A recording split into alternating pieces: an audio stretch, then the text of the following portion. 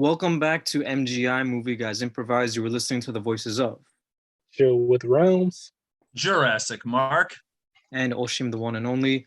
Last month's episode was this Pokemon movie.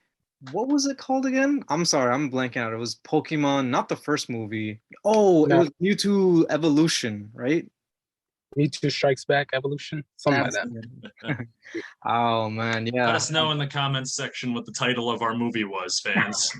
Oh god, man, that's an embarrassing start. But No I worries. digress. This week, we're talking about another classic nominated by none other than Jurassic Mark, who's very good at coming up with these classic movies to recommend to us over and over again. Splash. Tell us about this, JM. Well, Splash is a 1984 romantic comedy fantasy movie about a young, kind of down on his luck guy in New York City who falls in love with this drop-dead gorgeous blonde, but in a surprising twist, it turns out that she is secretly a mermaid whose feet transform into fins every time she gets wet. And all sorts of madcap hilarity ensue, much of which is perpetrated by the effortlessly talented John Candy. But we're getting ahead of ourselves. I love John Candy. This was a pleasant surprise to see him in this movie. A lot of things in this movie were pleasant surprises, actually. It was a blind watch for me, and I'm guessing it was a blind watch for you gentlemen as well. Yep. Yeah, it was. Okay. So how did you know about this movie, JM? Like if you hadn't seen this movie before, maybe you heard about it. Like what made you choose this as today's episode? Well, I knew this movie by reputation. I think I might have mentioned during our Milan episode that last year I read a book called Disney War, which was about the rise and fall of Michael Eisner, who used to be the head of Walt Disney Studios. And this movie was made at a time when Disney was kind of down on its luck as a studio. Like it was making more money off of its theme parks than it was off of its movies in the early 80s. And this was one of the films that helped right the ship and turn it into the Thanos-like industry titan that it is today. I think Disney owns like half of Hollywood at this point. So Splash was an early success from the Michael Eisner regime. And I was just curious about it. Interesting. Yeah, I was watching this at my cousin's house, who he's quite a few years older than me, and he was like, "Oh, Splash! How did you come across this movie?" And then I had to tell him that it's because a co-host of mine for this podcast that I have nominated, and that's how I came across it. So very cool. It's quite old itself, 1984. I mean, I knew it was old when the movie had started, seeing how young Tom Hanks was and everything, and of course, like just the scenery and stuff. It's in New York City, which I dig. You know, I love it. Love watching movies that are in New York City, but you could tell from like the buildings and the aesthetic and the cars, especially, that this was an old movie. I didn't know John Candy was in this, and I didn't exactly know how much of a Disney film this was. I did a bit of reading after watching the movie, and I found out that this was like a touchstone film. Like it was this studio that Walt Disney had created to have films oriented more towards an adult audience. But the thing is, this movie is on Disney Plus. It's not exactly, I mean, okay. Yeah. Before I even get into that, I think I've told you gentlemen before that I'm a big fan of Daredevil, which was a Netflix show, and that show was basically rated R for television. Recently, a few months back, Disney brought those movies into Disney Plus. I mean, it's not those movies, those shows into Disney Plus. Daredevil, Luke Cage, Jessica Jones, whoever else. That Matt Murdock character was in Spider-Man No Way Home, but that show was rated R for television. I never thought it would end up on Disney Plus, but it was, and they added parental controls because it was like rated R content. This movie, Splash, it didn't have any warning about being like mature content or anything. It's rated PG, but if it came out this time around, I don't think it would have a PG rating. No, I don't know if the PG-13 rating existed at the time. Let me look that up because I think they invented that sometime in the 80s. But yeah, this feels like at least a PG-13. You know? This definitely would have been PG-13 for sure. Like, let's see, it was I think it said something. Okay, so it was the same year. Okay, yeah. I think it said something in the beginning about it being edited, though. So yeah. what they edited, though. So they edited it to cover up Daryl Hannah's ass in a couple of shots. Like they gave her computer animated hair extensions in one shot and like stuff like that. So I think that's the extent of the edits in the Disney Plus version. People who saw this in theaters saw a lot more of the mermaid. Oh, okay. So I thought that's just how the movie was. Do you mean to tell me that the original cut had actual nudity in it then? Yeah, like fleeting shots of just Daryl Hannah walking around buck naked, and you see her butt in a couple of shots. And I guess for Disney Plus, they cropped a couple of scenes and then added CG hair.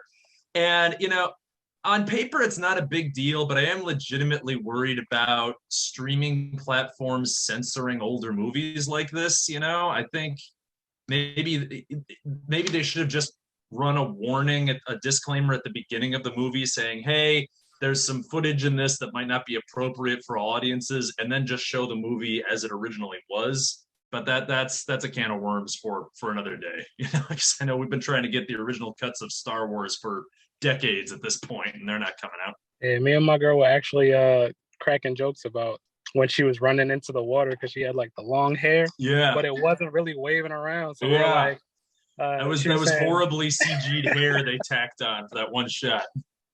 she was like, maybe the hair is braided to her butt hair. Yeesh. Oh man. Well, I mean, I was just telling you guys about Daredevil, and that show was not censored at all. Like you bring up a good point, JM, about how, streaming services do kind of censor things that are for more mature audiences. People who are big fans of Daredevil were thinking that once that landed on Disney Plus, Disney would get their hands all over it and cover up all the goriness, the blood, because it gets quite violent. However, it's still in all of its gory glory, that show. But it's under a parental restriction. Like you have to have like special access or however. I mean, kind of the same as with like other like profiles, like like how Netflix has like the kids profile and then like regular profiles. That's kind of the same thing. So Splash is not that graphic, obviously, but it's enough that it's not exactly family friendly. So I don't know why Disney couldn't just have that, like put this under like the parental restrictions or something. So it's could have been. But you're right. That's why they created Touchstone. They wanted to be able to make movies marketed more towards adults. But by then, everybody associated Disney with like family-friendly kids movies. So they just said, we won't call this a Disney movie. We'll call it a Touchstone movie. And hopefully nobody will notice. Yeah, I'm pretty sure people noticed. Well, the box office noticed. This movie made a good chunk of change, apparently. So. Oh yes, it certainly did. This was so. It starts off in Cape Cod, and Tom Hanks' character, I think his name is Alan, jumps into the water, and we see future Madison. They have a little moment there, and then they're brought away from each other. 20 years pass, and then we see how their lives are normally. And when the credits started showing up in the beginning, that's when it said John Candy, and I got kind of excited because I really, really like John Candy, rest in peace. And he played the older brother character in this movie.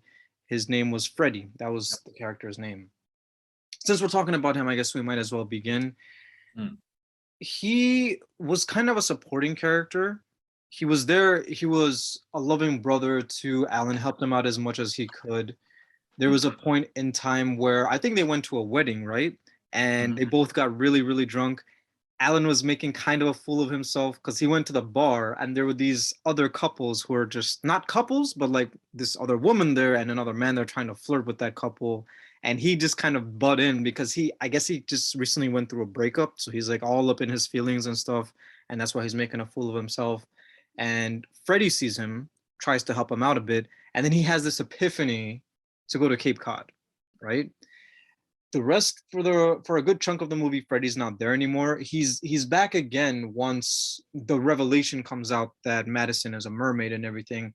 The very last time we see Freddie is when he's smoking a cigar at the laboratory and he's pretending to be fishing. I love that. Like it's such a signature look for John Candy to be smoking a cigar, right? However, the other doctor, the evil doctor, whoever, who's like a sadistic pig, as Dr. Kornbluth says, just says for him to be arrested, and that's it. We don't get anything else from like, what's going on with him after that. And I kind of get it, like he's not the focus of the movie, he's not the main character, but he was still important. So one of the things I guess that was just a little for me was just like how come they didn't give us a conclusion to his character arc? Like what happens to the older brother character?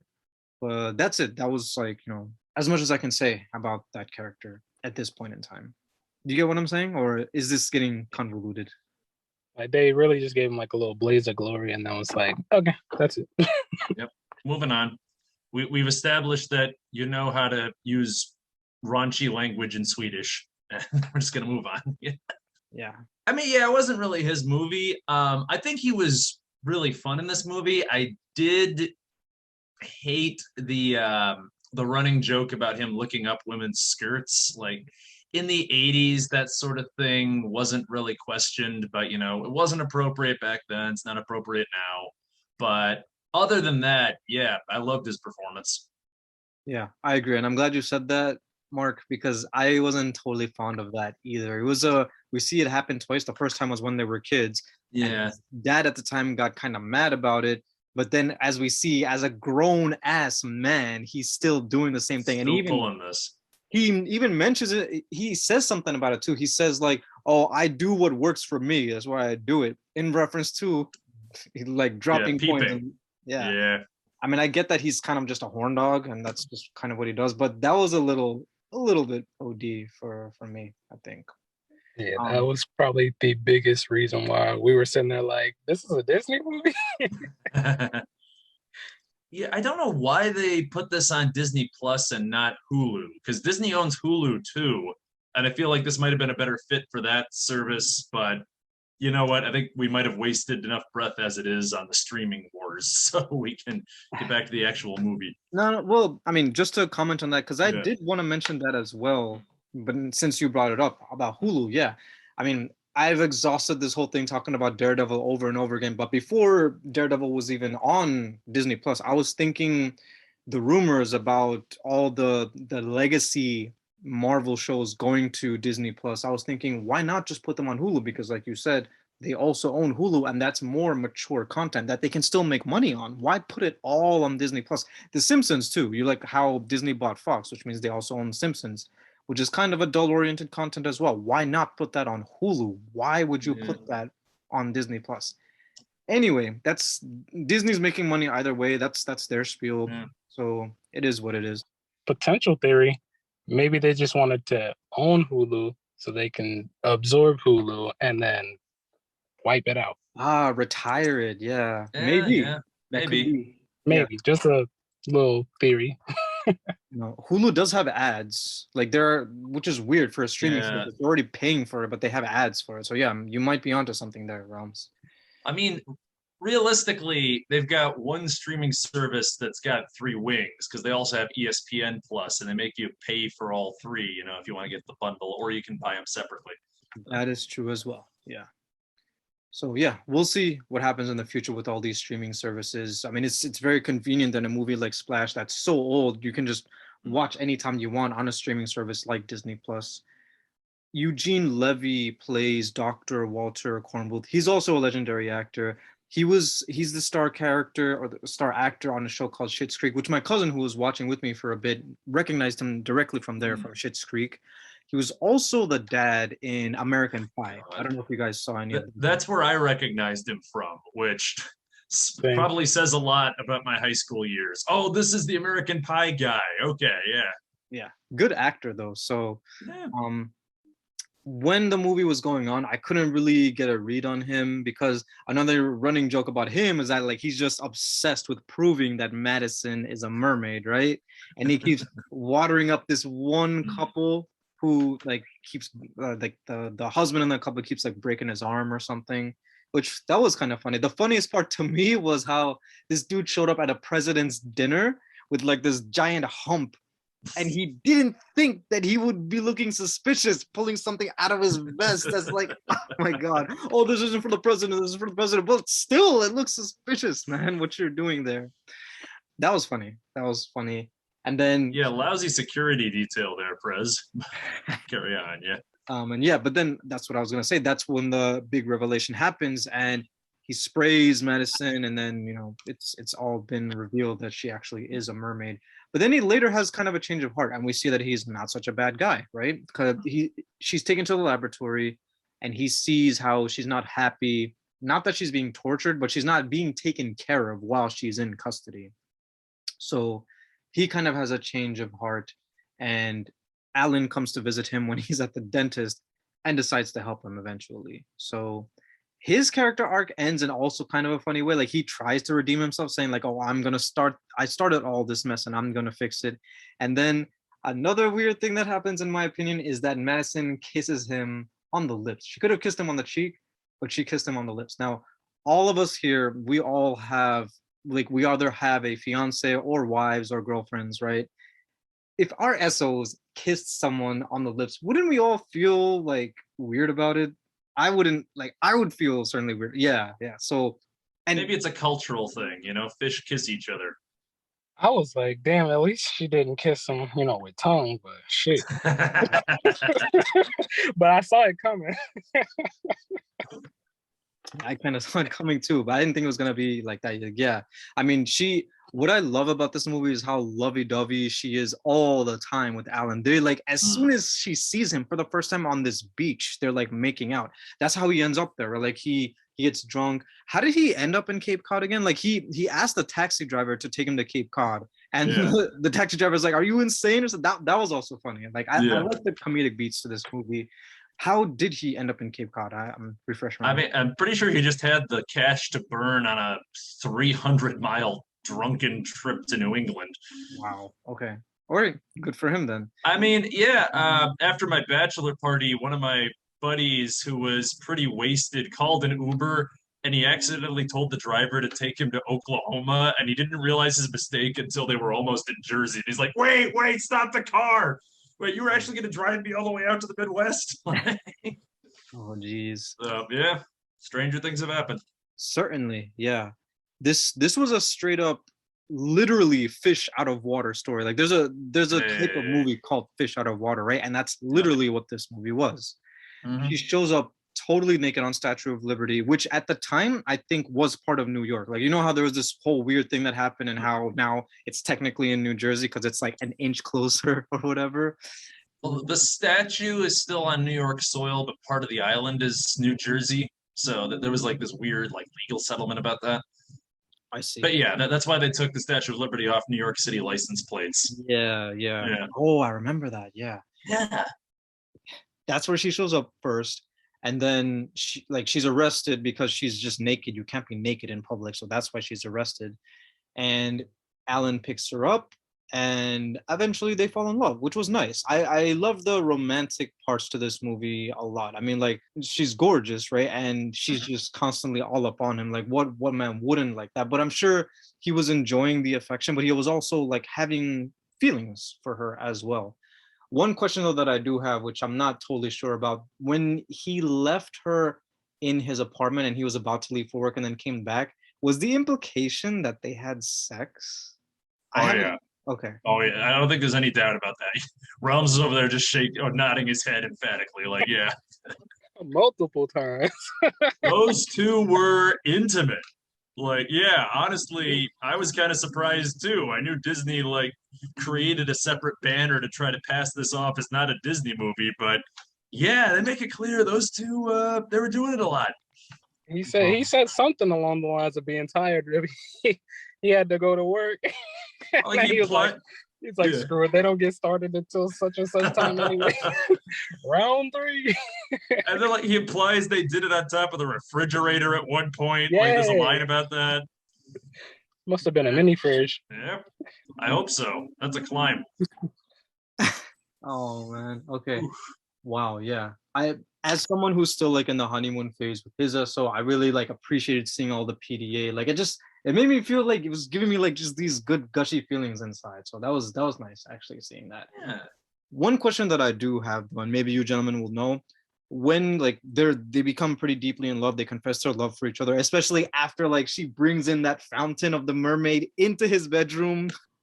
That was crazy. Like she traded the necklace that he gave her for it, right? Or how did she get that necklace? Was it he that gave it to her, or she just had it? I think she just had it Just because, had like, it. I think she had it when she was a little girl at the beginning of the movie. Got it, got it. Okay, so that was nice. And then she says for the first time, "Because I love you," and then he says he loves the fountain and that he loves her back. That was nice.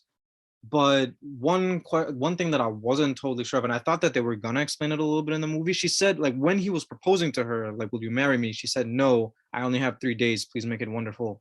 What does she mean by that?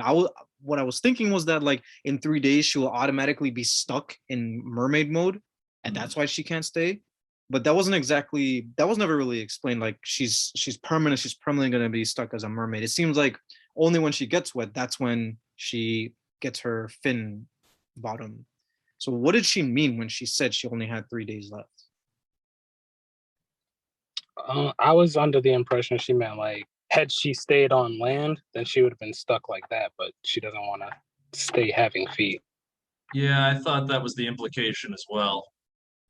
Okay, and that makes sense. It's just that wasn't really explained, so I wasn't sure.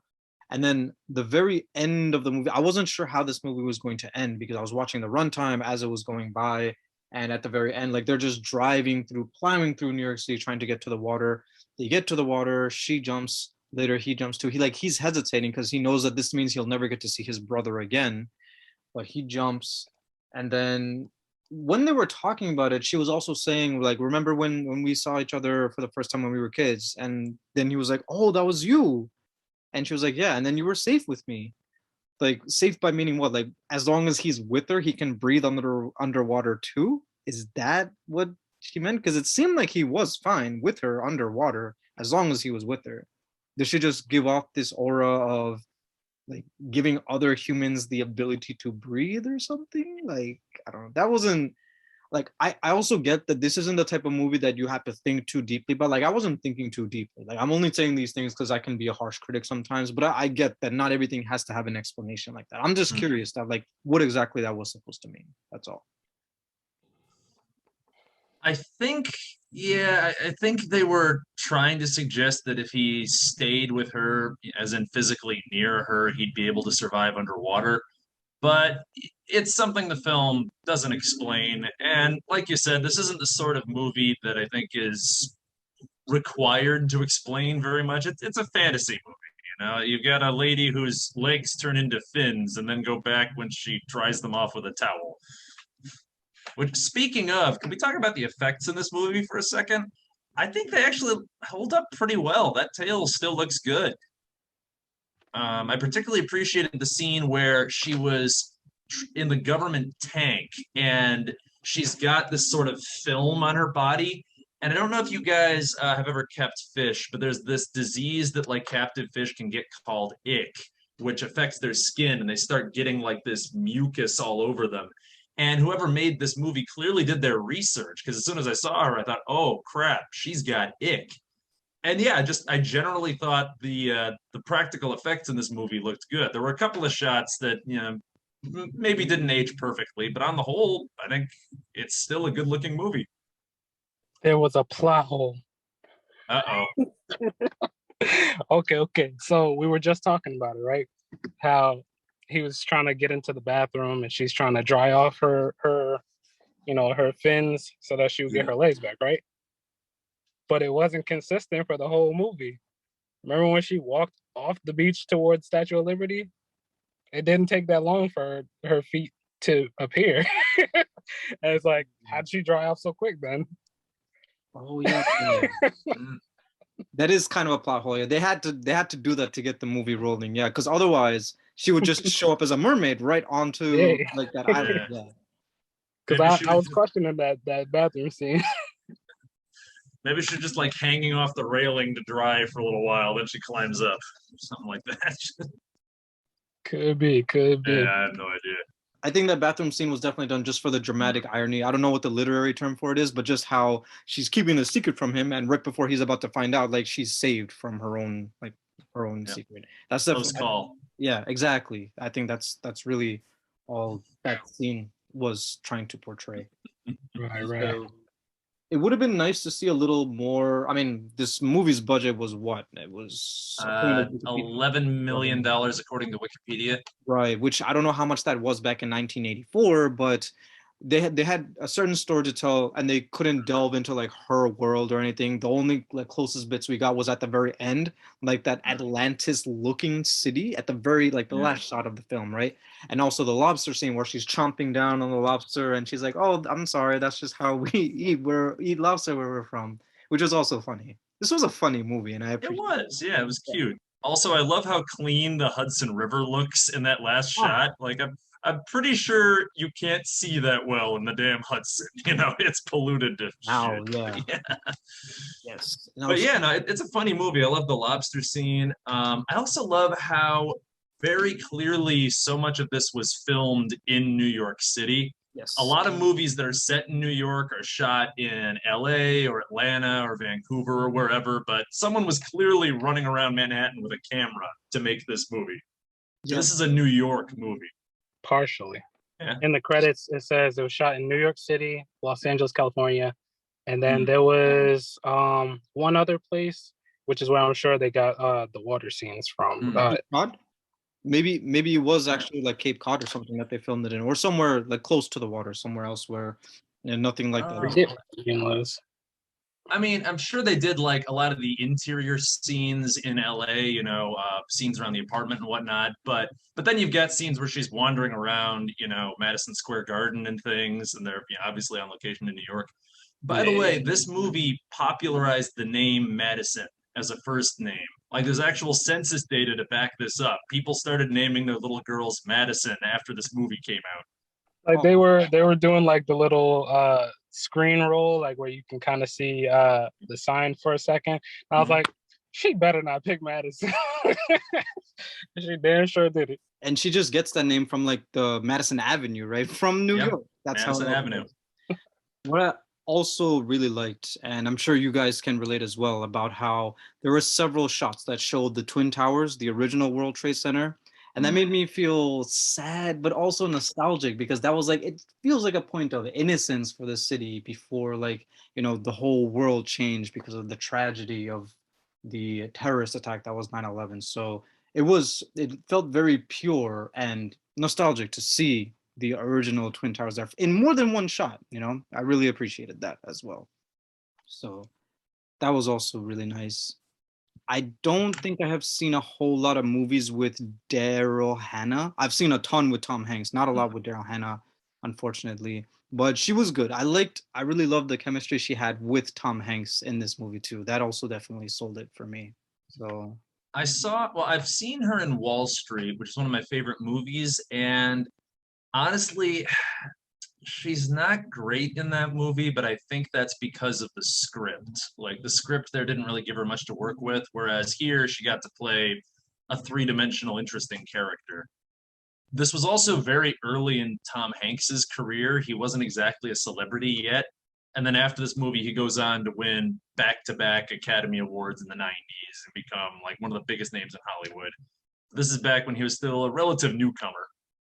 yeah, he was so young. He was like in his 20s when this movie came out. Yeah. He was so young and he was so skinny. Yeah. Oh man. Yeah. Yeah. Have either of you guys seen the show Manifest? Yes. You've seen it? Yes. Okay.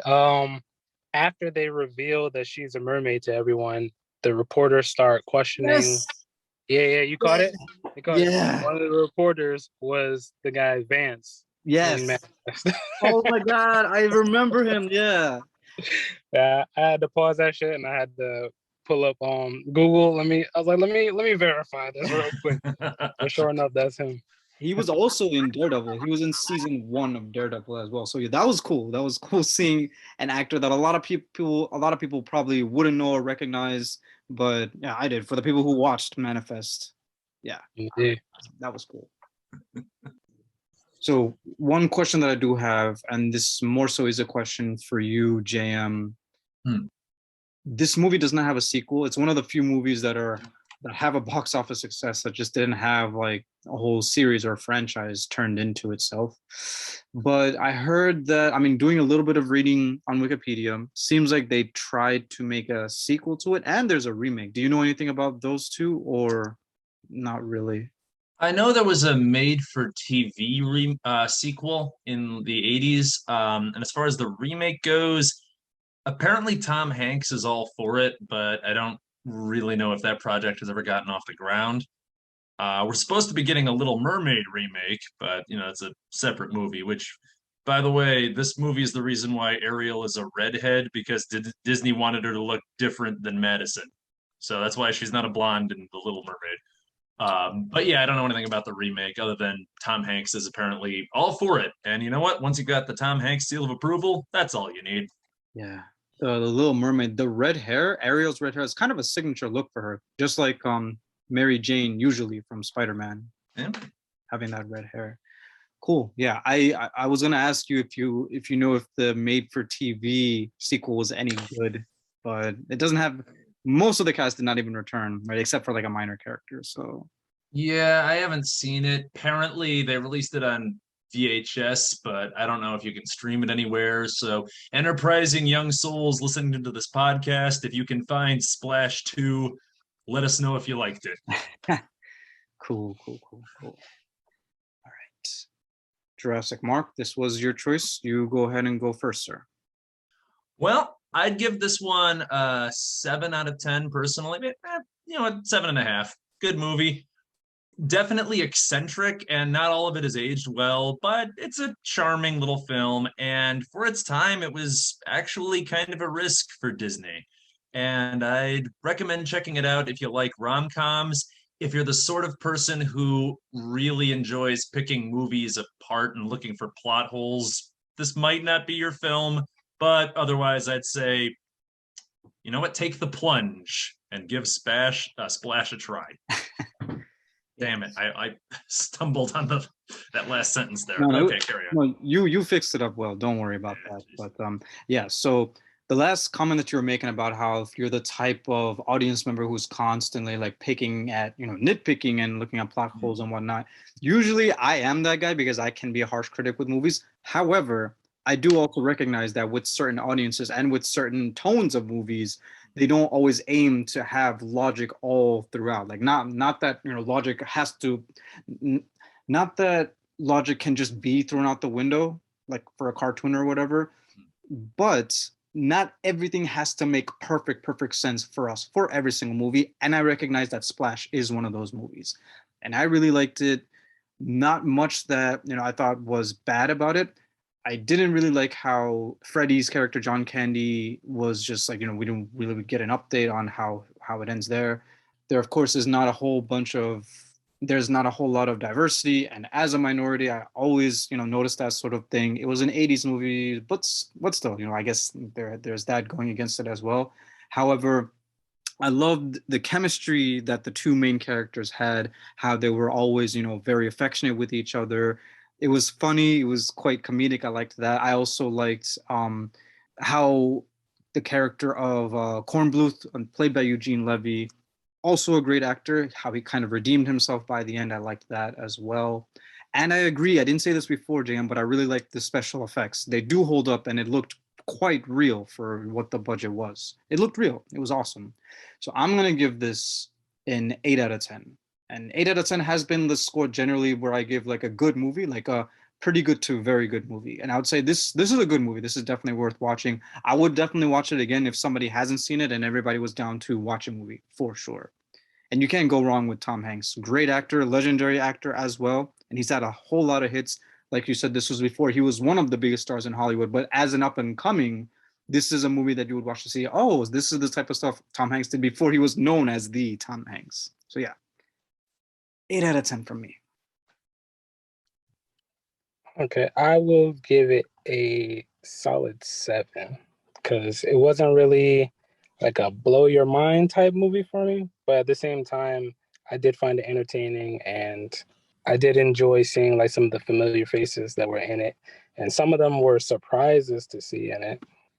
I enjoyed the little side story of the scientist trying to expose the mermaid. Yeah, me too. Had his mentor calling him a schmuck. He's going crazy trying to prove it wrong. But yeah, overall, I want to say solid 7. Like I'd watch it again. Same. Cool. Yeah, 7, 7, 7.5, 8. So yeah, consecutively, pretty good scores, decent scores for this movie. I think we averaged a 7.5. Yes, we do. I split the difference. Oh man, cool.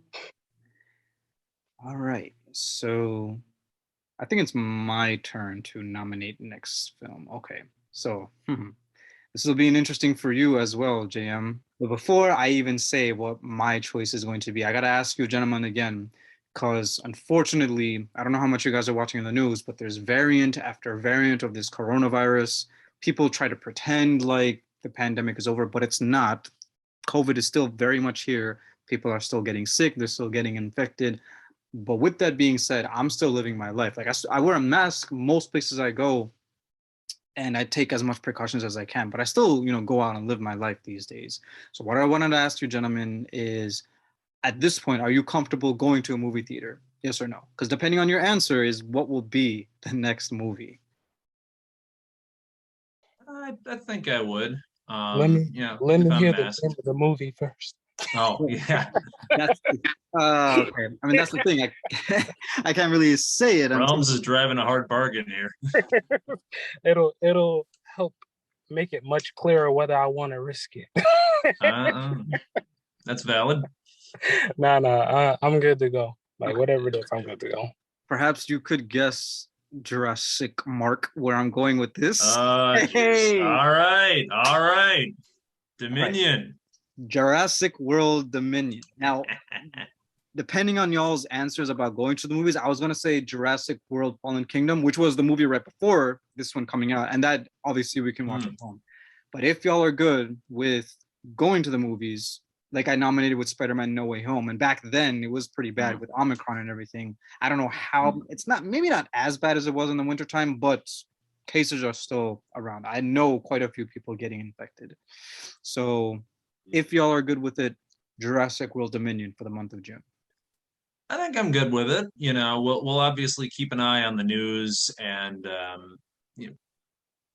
maybe be flexible in that respect. But yeah, at the moment, yeah, I say bring on Dominion. Cool. Bring on Sam Neill and Laura Dern. They're back. They return. Legends return. Oh my God. People have wanted that for a long time, and now they're finally going to get it. So they're coming back. Cool. Yep, and Jeff Goldblum's back again. He's been back, so it'll be good to see the whole, almost all of the original cast, like the legends. The big three are coming back. Yeah. Wow. Cool. All right. Very good. So that concludes this episode of MGI. You've been listening to Chill with Realms, Jurassic Mark, and Osheem, the one and only. Thank you all for those of you who have tuned in, and catch us again next month for Dominion.